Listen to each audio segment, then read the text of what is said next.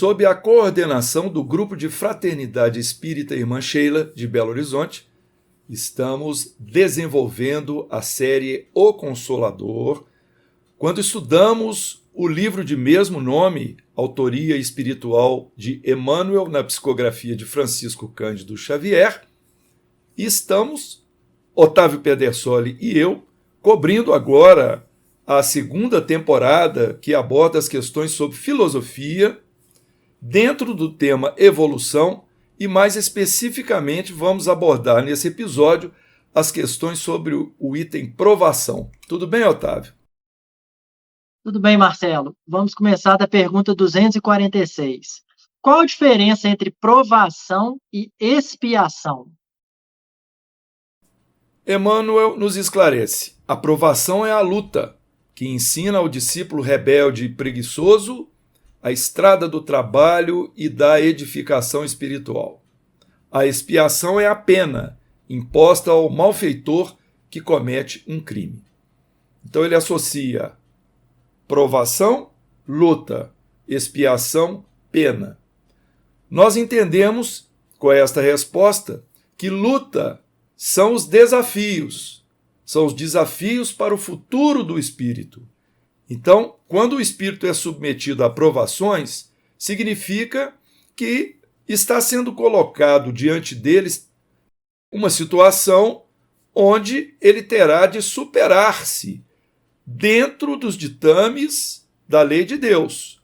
Ou seja, ele irá cumprir as suas obrigações, terá de passar muitas vezes pela dor, pela dificuldade, pelo sofrimento, mas com a gratidão no coração, sem revolta, sem recusar aquela situação, porque senão ele estará rejeitando a prova. Então, esta luta indica para ele a necessidade de vencer com vistas ao seu próprio futuro espiritual. Ele vai, na verdade, dar comprovações do seu mérito. E aos poucos, vencendo cada uma dessas etapas, ele estará galgando os degraus, caminhando na direção da pureza espiritual. Vamos dizer assim, mudando de faixa em termos de nível evolutivo. Quando a expressão se refere à expiação, é a pena, então significa que é relacionado com algo que já aconteceu antes. Uma situação onde o espírito não cumpriu a sua obrigação espiritual como deveria, diante da lei de Deus, ele falhou, ele cometeu deslizes, ele afetou outras pessoas, ele prejudicou alguém, por exemplo, ou a si mesmo, e nesse sentido, ele vai precisar resgatar dessas situações criadas por ele próprio no seu passado espiritual, seja naquela mesma encarnação ou em encarnações anteriores. Então, Emmanuel usa aqui o termo pena imposta ao malfeitor, ou seja, ele não terá como se livrar daquilo, ele vai ter que passar por aquilo para poder se libertar daquela pendência. Naturalmente, sob a ótica espírita, quando a pessoa em questão ela vai, ao longo do tempo, modificando-se para melhor, ela vai criando situações onde o bem é favorecido, quando ela pratica a caridade para com o próximo, ela se edifica moralmente, então essa pena, muitas vezes, ela pode sendo atenuada, de forma que, quando chegar o momento do resgate, ela não está mais tão volumosa, tão alta. Por isso, para a doutrina espírita, aquele lema do olho por olho, dente por dente, não funciona exatamente com a balança com o mesmo peso, não. Nós podemos, como espíritos em evolução, atenuar as nossas penas, nesse sentido de criarmos condições positivas e favoráveis para nós mesmos. E aí, Otávio, na questão 247, a lei da prova e da expiação é inflexível? Os tribunais da justiça humana, apesar de imperfeitos, por vezes não comutam as penas e não beneficiam os delinquentes com os sursis? Então, Emmanuel lança uma pergunta para já responder. Ora, se a própria justiça humana se os próprios tribunais, instituições humanas, existem esses mecanismos, né, atenuantes, substituição de pena, seria a justiça divina inflexível? Obviamente que não, né? A inflexibilidade e a dureza não existem para a misericórdia divina, que, conforme a conduta do Espírito encarnado, pode dispensar na lei em benefício do homem, quando a sua existência já demonstre certas expressões do amor que cobre a multidão dos pecados. Então, Emmanuel, de uma maneira muito sintética, como costuma ser um espírito superior, né, que fala muito com poucas palavras, ele está nos dizendo aqui que existe uma proporcionalidade, né, que a justiça divina, ela é justiça, sim, mas ela é pautada no amor. Então, não existem penas desnecessárias ou maiores do que estritamente aquilo que precisamos.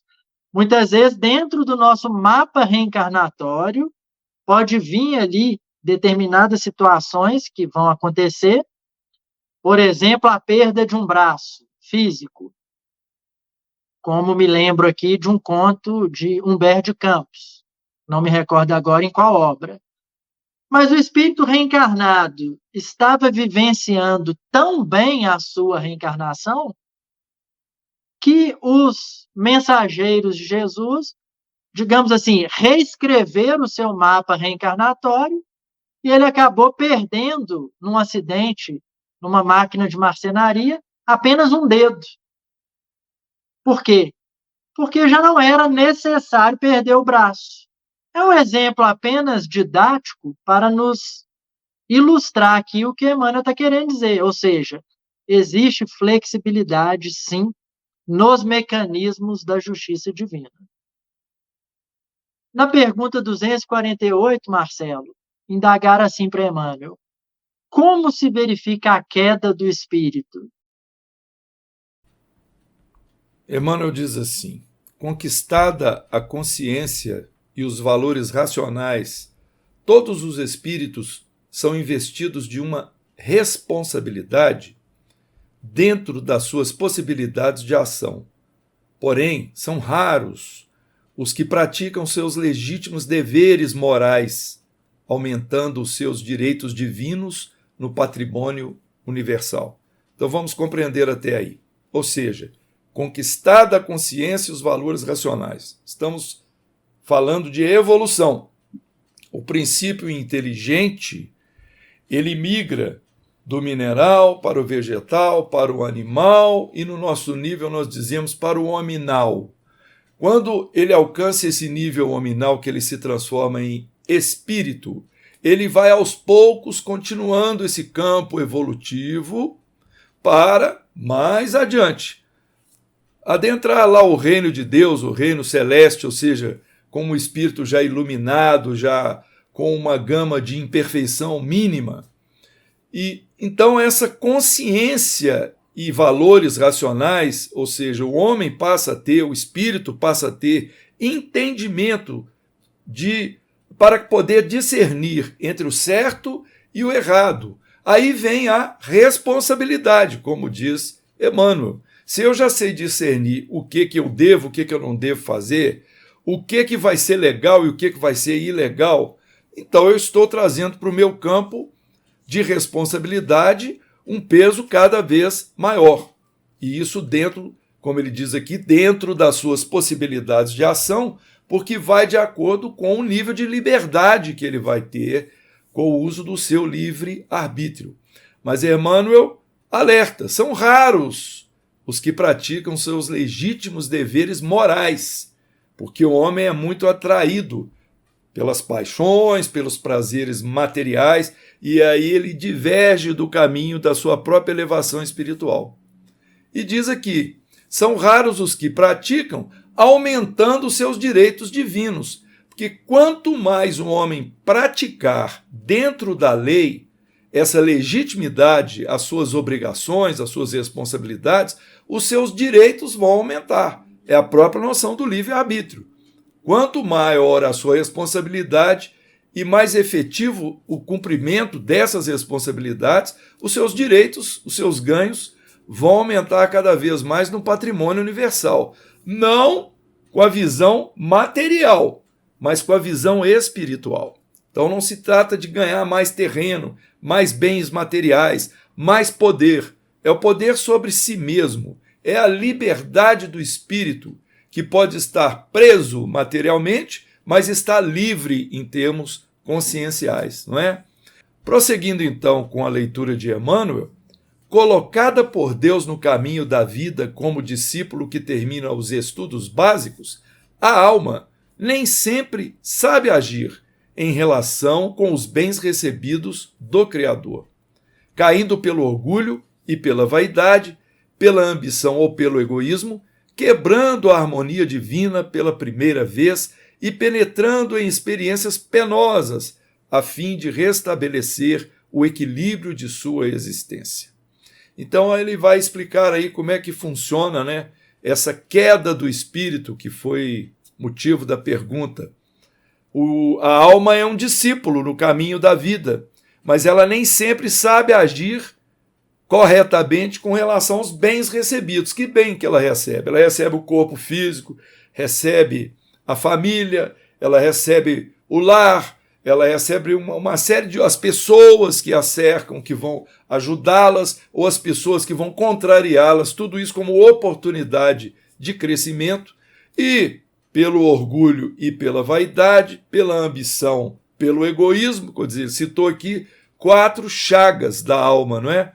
Ela quebra essa harmonia e penetra, né, nas suas próprias experiências penosas, e com isso fica realmente complicado ela restabelecer o equilíbrio da sua existência, e assim sucede a queda espiritual.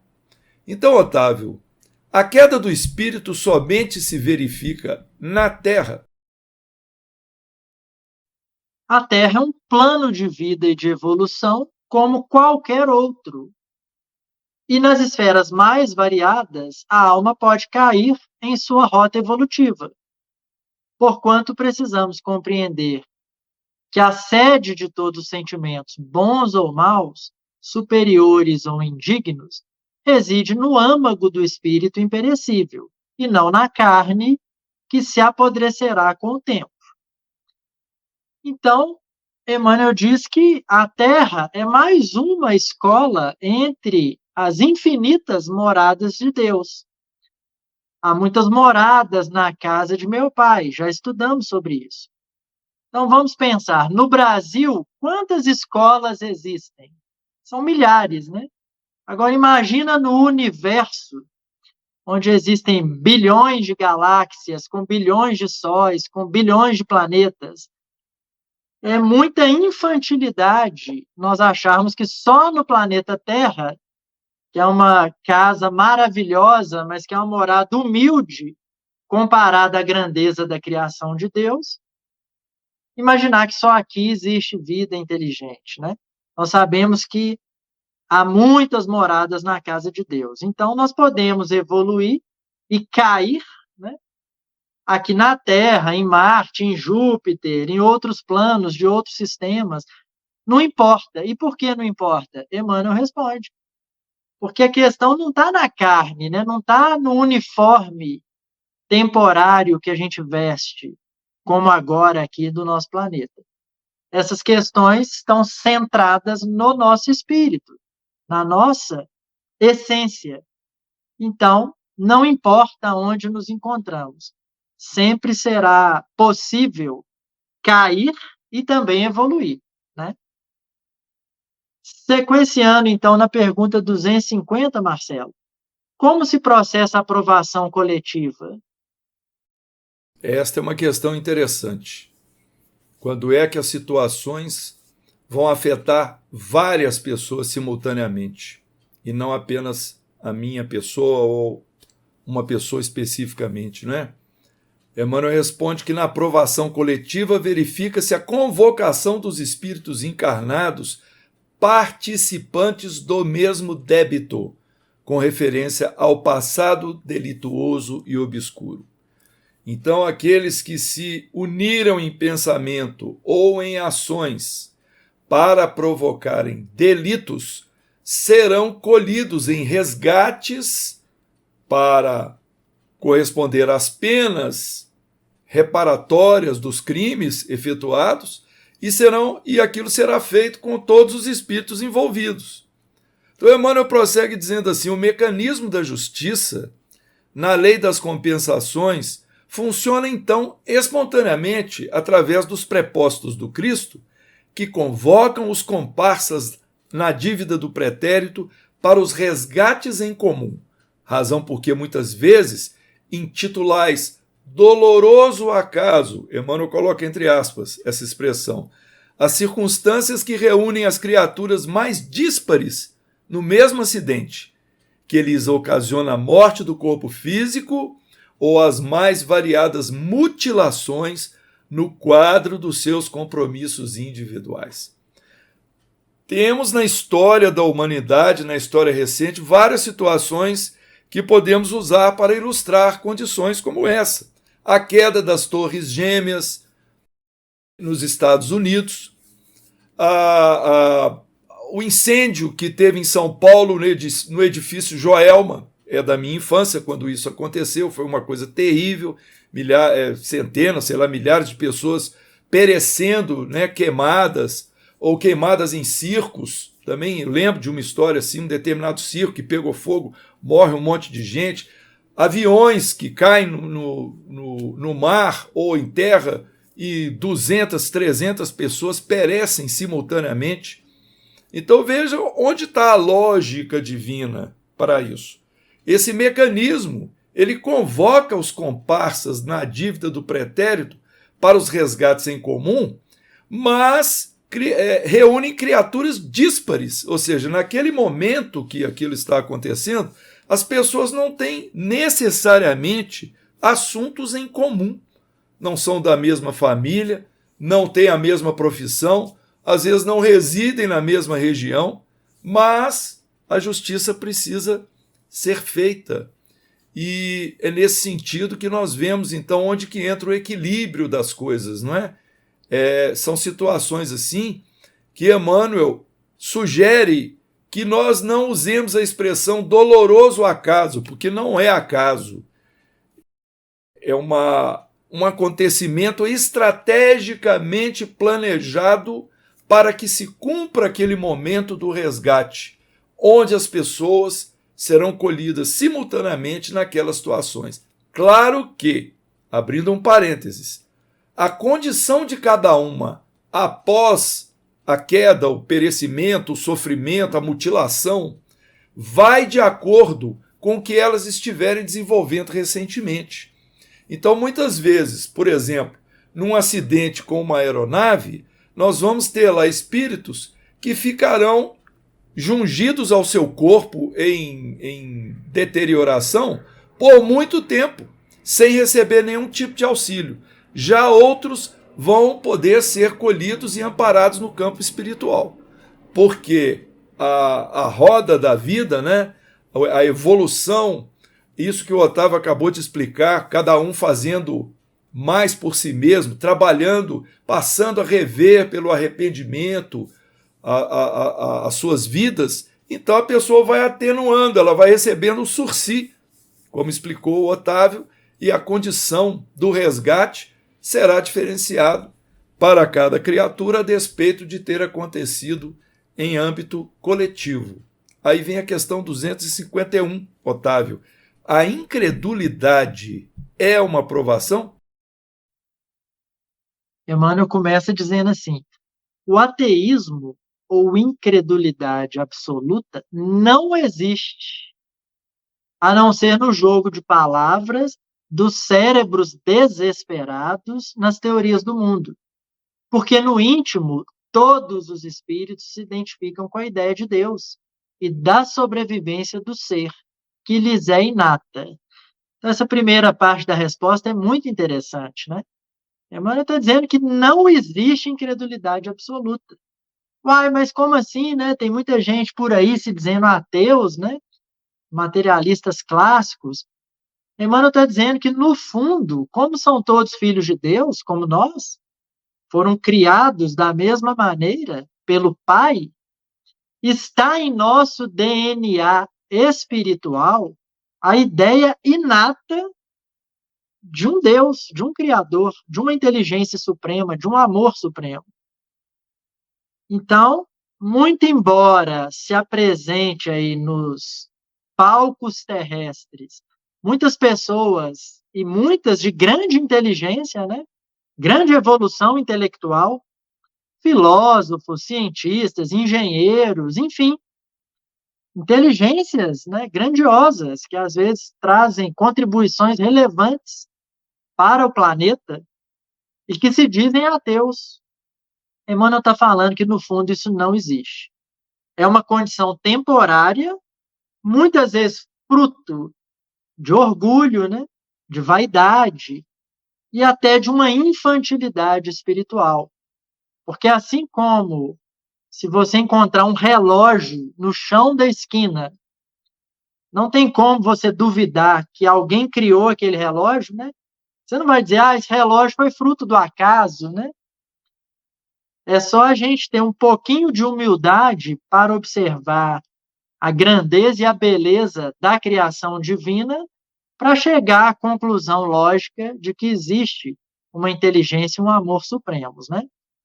Então, a notícia boa, não existe ateísmo ou incredulidade absoluta. E aí ele conclui dizendo assim, essa ideia superior, né, da existência de Deus e da sobrevivência de nós, suas criaturas, essa ideia superior pairará acima de todos os negativismos e sairá vitoriosa de todos os decretos de força que se organizem nos estados terrenos, porque constitui a luz da vida e a mais preciosa esperança das almas. Então é interessante porque muitas vezes as instituições humanas insuflam, incentivam estas ideias materialistas, né? Negativismo, niilismo. Isso aí às vezes é até chique, né? Até cult. Às vezes é celebrado nas academias terrestres. Mas Emmanuel está dizendo que jamais essa ideia vai prevalecer.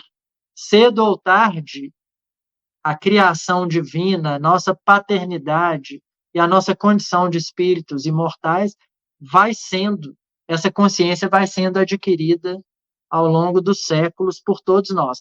Aliás, o próprio Kardec nos advertiu várias vezes que os adversários do espiritismo não são outras religiões, mas sim o materialismo, o niilismo, a descrença, o orgulho e o egoísmo, porque trazem consequências nefastas, como nós vamos abordar agora na última pergunta, Marcelo.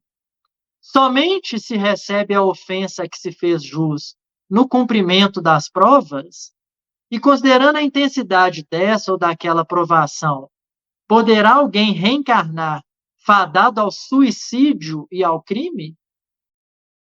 Vamos dividir então a resposta, que o texto do Emmanuel é um pouco longo.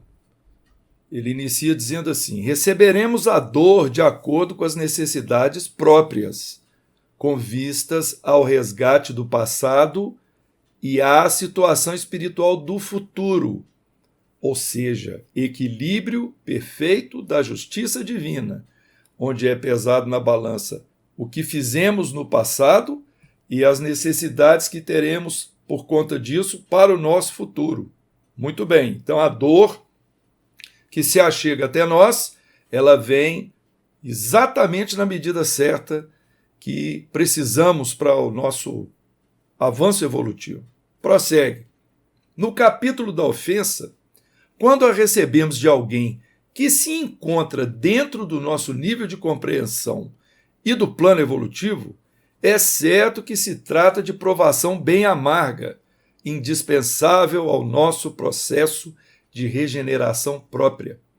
Ou seja, quando vem uma ofensa, algo que nos agride, que nos fere, né, os sentimentos, por alguém que nós julgamos já ter nível de conhecimento, de compreensão, tal como o nosso. Isso é para nós muito mais difícil, muito mais amargo, porque a gente vai imaginar, poxa, será que ele não tem compreensão, ou ela, né, não tem compreensão daquilo que está fazendo comigo para agir dessa forma? Então, muitas vezes nós recebemos ali uma indiferença, uma ingratidão, ou acusações ou calúnias de pessoas que a gente não imaginaria que pudessem fazer isso. Então, isso é algo realmente bem difícil para nós, como Emmanuel se refere aqui a provações amargas. Mas ele prossegue com uma observação. Existem, porém, no mundo as pedradas da ignorância e da má-fé, partidas dos sentimentos inferiores, e convém que o cristão esteja preparado e sereno, de modo a não recebê-las com sensibilidade doentia, mas com o propósito de trabalho e esforço próprio, conhecendo que as mesmas fazem parte do seu plano de vida temporária, aonde veio para se educar, colaborando ao mesmo tempo na educação de seus semelhantes. Então, muitas vezes, nós vamos receber, diferentemente do que citamos anteriormente, as pedradas da ignorância, ou seja, pessoas que não têm o nível de alcance, de raciocínio que a gente imaginaria que poderiam estar, fazendo conosco essas agressões. E Emmanuel explica, né, que partem de sentimentos inferiores e que nós precisamos estar, na verdade, preparados. Evitar que a gente fique com a sensibilidade muito aguçada, porque senão nós vamos ficar muito revoltados com aquilo.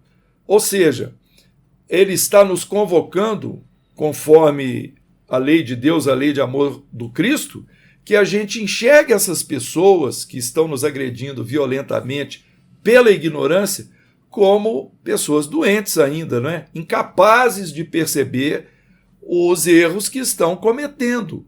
Mas que para nós essas ofensas e agressões fazem parte dos resgates, daquilo que nós temos que passar no nosso caminho evolutivo, ou seja, o nosso campo de evolução. Então é muito interessante como é que tudo de ruim que acontece conosco, ou é por nossa conta mesmo, né? E de maneira geral, se trata disso, é para o nosso próprio bem, é oportunidade de crescimento, ou é algo que nós fizemos outrora e que estamos colhendo agora de momento. Então há sempre o nosso próprio envolvimento. Mas Emmanuel nos convoca aqui à educação dos semelhantes, ou seja, dentro do possível, nós ajudarmos essas pessoas que nos tratam assim, não com o revide, com a agressão, com olho por olho, dente por dente, com a mesma moeda, mas, como disse o Cristo, né? Se alguém te esbofetear na face direita, oferece também a esquerda. Está lá no Sermão do Monte, para que a gente não se envolva no campo da vingança e não vibre no mesmo nível de ignorância ou de ódio do que nós estamos recebendo. Aí vem o encerramento da questão. Relativamente ao suicídio, é oportuno repetir que a obra de Deus é a do amor e do bem, de todos os planos da vida, e devemos reconhecer que se muitos espíritos reencarnam com a prova das tentações ao suicídio e ao crime, é porque esses devem agir como alunos que, havendo perdido uma prova em seu curso, voltam ao estudo da mesma no ano seguinte, até obterem reconhecimento e superioridade na matéria. Significa que muitas vezes os suicidas são espíritos que vêm já com um histórico de suicídio, de encarnações anteriores, eles voltam às encarnações com essas tendências ao suicídio e ao crime. Não que isso faça parte do planejamento reencarnatório. Não há planejamento para o mal, há planejamento para o resgate do mal. Mas que o espírito volte e esteja para ele planejado, que ele vai ter que suicidar, ou que ele vai ter que cometer um crime, é claro que não. Mas ele pode fazê-lo por tendência da sua personalidade, daquilo que ele se acostumou a fazer outrora.